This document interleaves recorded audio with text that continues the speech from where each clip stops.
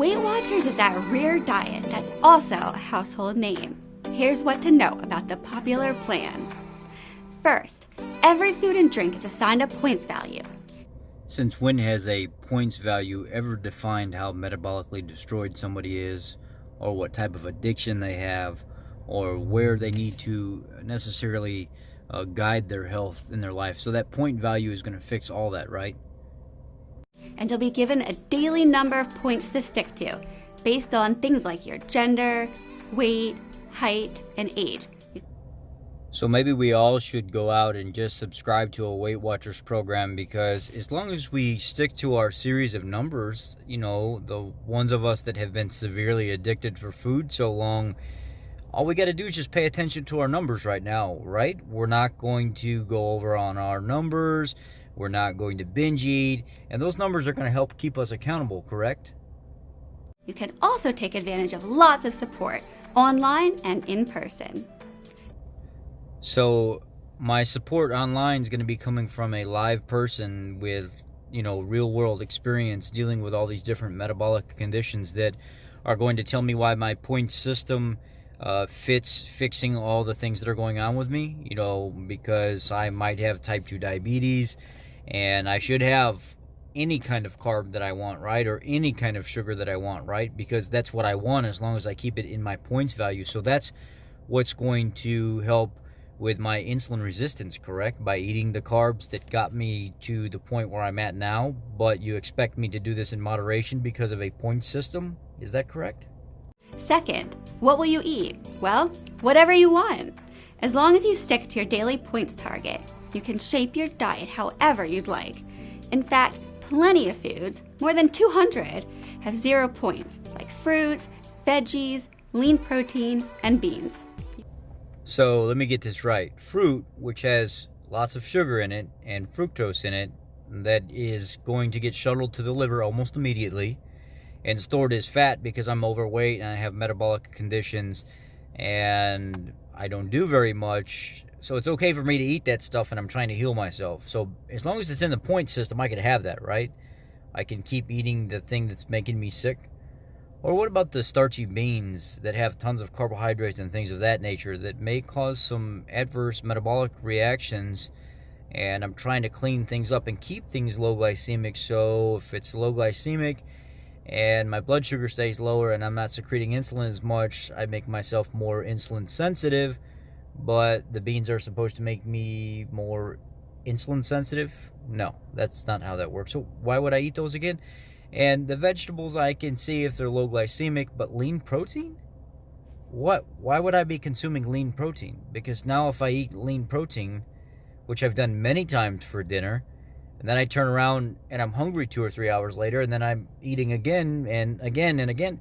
Explain to me why lean protein benefits me again, please?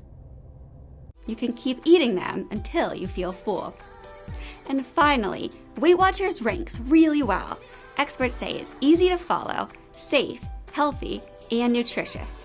And you're almost guaranteed to lose weight. Well, the last I checked is you're almost guaranteed to lose weight just breathing air and not doing anything. I mean, does it mean that's healthy for you, just breathing air and not doing anything? Just because Weight Watchers ranks on some high list somewhere, does it mean it's any superior to any other diet? I mean, how much of science has bought and been paid for to make things go a certain way? How much of our medical industry and stuff has invested into programs like Weight Watchers and things of that nature so people stay sick? How much of people's money do you plan on continuing taking before you realize that you're not helping them? You're just taking their money because they're overweight, they're out of shape, they are desperate for change, and just because Weight Watchers is ranked on some chart somewhere as a #1 healthy diet, people are going to flock to it because they trust it. And when they don't lose weight, they're going to think they're doing something wrong, and it's not the diet because it's ranked on the top of the list somewhere, and it must be them. So they're going to keep paying money until they get it right, when they could just simply follow a low glycemic, high fat, moderate protein, low carbohydrate diet like keto and get the results that's taking over Weight Watchers anyway, that's making their stock plummet. I mean, wouldn't that make sense? and there's no thinking to it. Just eat good fatty sources of meat, good healthy fatty sources of meat. You keep your carbohydrates low glycemic, green vegetables, things of that nature, some berries sometimes, and don't be afraid of fat. Add butter to your food, add olive oil to your food, add avocado oil, coconut oil to your food. These are very natural fats that are very good for the body that is not in Weight Watchers anywhere. So with that being said, I don't think I want lean proteins and beans and fruits and things like that. They're going to make my condition worse. So why would I pay for a diet and adhere to a point system that I know I'm not going to be able to control myself having whatever I want, and I'm addicted to food, and it's not going to make my condition better? So we're talking about quality of food, not quantity of food, and you're saying that you want me to be able to have quantity versus quality because of a point system, because I can have whatever I want? I think I'll pass on Weight Watchers.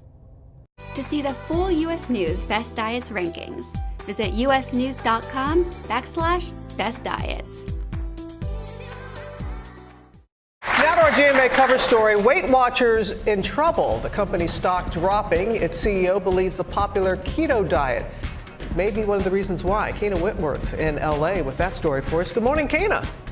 Hey, Robin, good morning. It seems it's like how people identify themselves now, right? Saying, I'm keto. And that food tribe mentality has more and more people swearing off carbs and leaving behind Oprah's Weight Watchers.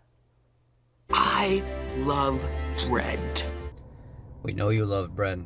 It looks like you love bread. This morning, Weight Watchers losing big, but not in inches. Shares of the popular diet program plummeting more than 30%. One of the biggest losers, Weight Watchers spokesperson herself, Oprah, who owns almost 10% of the company. Since I started Weight Watchers, I've lost over 40 pounds. So what's behind the plunge? The CEO herself pointing the finger at current diet crazes like the keto diet, which emphasizes low carbs and high fats. Right now, we have a keto surge. It's a meme. It's not like a company. People have keto donuts, adding, we have been through this before, and we know we are the program that works. My question to you is, if you are the program that works and you've been through this before and you're so confident that you're going to come back up at the top, why is it that the majority of people I see that have been on Weight Watchers have gained the weight back? And most of them say they've spent a lot of money and they're not successful in getting to where they want to be anyway.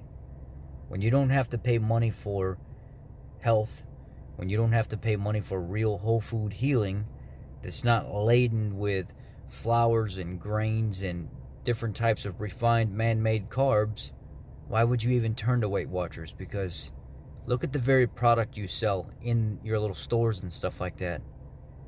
Tons of junk in them that are not good for the body, not healthy at all. I mean, come on, wake up. I think many of these diet trends like keto, paleo, what they're doing for people is offering that promise, and it's a trend, and it's something that they can follow specifically. And I think that's exactly what people are looking for. They're looking for a specific plan to follow with that promise. And I think there's always going to be a trend.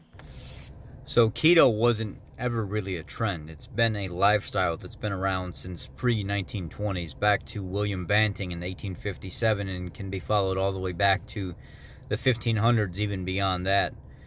They've always had some kind of, even if it wasn't keto, it was a form of being in ketosis with the old isogenics, or not, maybe it wasn't isogenics, the old low calorie drinks that had your vitamins and minerals and stuff in it, and they wanted you on shakes. But the whole premise was putting your body in a state of ketosis that is thought of as very, very unhealthy, but it's not the same thing as the ketogenic diet. Those are diets that mimicked it, that gave it a bad name, but keto has always been around.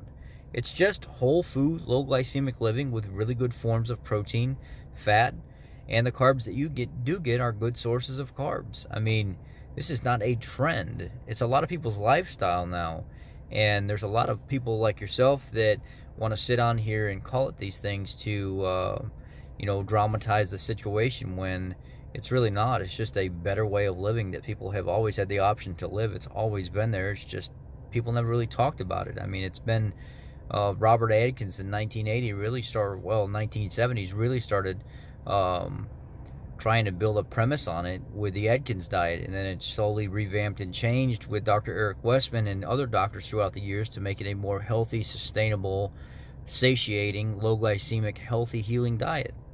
If it's today, it's going to be a keto, tomorrow it's going to be something else. Though there has been a decline, U.S. News and World Report still ranks Weight Watchers #1 as the best commercial diet plan and best weight loss diet. While the keto diet is among the lowest ranked diets overall, the publication calling it fundamentally at odds with everything we know about long-term health. The reason it's fundamentally at odds for long-term health is because of the fact that they know you won't be back for medication. They know you won't be back to see them. They know they won't be able to afford that Benz or put little Susie through 6 different programs at school every year. They won't be able to afford that $700,000 home. They won't be able to afford to put all 4 of their kids through school and stuff like that to Yale and Harvard and stuff without struggling, because you have to come back and keep taking medication and hospital stays and everything else. So there's a reason why it ranks the lowest. And there's a reason why they want it to be known as ranking the lowest. It's because they need your money. And if you're not going in to pay them, they can't live the lavish lifestyle that they live. And that's just the truth. As for Weight Watchers, the CEO says the company isn't going to back down from its core mission. We are not going to change our DNA. We lived through this for 57 years, and we're not going to play a game we never have. We are going to be science-informed, and we are sustainable for the long term. I believe Weight Watchers is going to bounce back from this decline because people really love what Weight Watchers is about. They're about community. They're about sharing. They've been there forever. Weight Watchers is not just about community. They're not just about sharing, and it's not the fact that they've been there forever. They're there to help doctors stay in business. They're there to keep insurance companies paid. They're there to keep money flowing into the government's pocket. They are there to keep people sick. They're there to let you eat whatever you want, as they say, as long as you stay within the point system. But eating whatever you want has gotten you to the fat, overweight, metabolically destroyed, have tons of medical conditions that you have right now. That's what they're about. So don't let them fool you with their catchy phrases and their commercials that they put up and their point system that's so easy to adhere to, because you can have whatever you want. You can have whatever you want. That's going to go ahead and heal you and get you to a point in your life where you're happy and healthy, right? Probably not. The majority of people will not succeed on that. And having whatever you want with no restriction is exactly what puts you in the situation that you're in today, more than likely. Anyhow. So Weight Watchers uses a point system. It's based on calories, sugar, fats, and protein. It allows users to focus on portion control and eat whatever they want, including bread, as long as they stay within their point allotment. And participants also attend these weekly meetings as part of their support system. And these people that are put in place as their coaches and part of their support system that hold these meetings, 9 times out of 10 don't know their ass from a hole in the ground. As you can see in one of my latest videos where I kind of go undercover into a Weight Watchers facility and I talk about the meals, Weight Watchers versus keto, and how the girl stumbled a little bit, but she was well rehearsed. She didn't know what to say about keto. She didn't want to make comments on keto. She referenced Weight Watchers as a lifestyle, but so is keto. People treat keto as a lifestyle because it's been around a lot longer than Weight Watchers. It just so happens that she referenced, as well, you can have whatever you want, and that is why it's the #1 diet, because people know having whatever you want is not going to work. There has to be some restriction there, and it's not calorie restriction. It's the quality of what you eat. You need good quality foods, and if you're not putting good quality foods in your mouth and you're eating whatever you want, that's where the focus doesn't come in with Weight Watchers. They don't promote quality. They let you have this point system where you can put whatever you want in your body, and it continues to metabolically destroy you. It continues to make your blood pressure conditions, your blood sugar conditions, your insulin secretion conditions, your cancerous conditions, rheumatoid arthritis conditions, all these conditions substantially worse because you're not cutting the things out that got you in the spot that you're in the first place. You're eating the same foods that are very inflammatory, that change your lipid panels, that change your markers overall, that make your body fight for vitamin absorption, vitamin uptake, mineral uptake, things of this nature. So eating whatever you want, regardless if it's a point system or if it's moderation at all, is not a very good diet. That's my closing thoughts.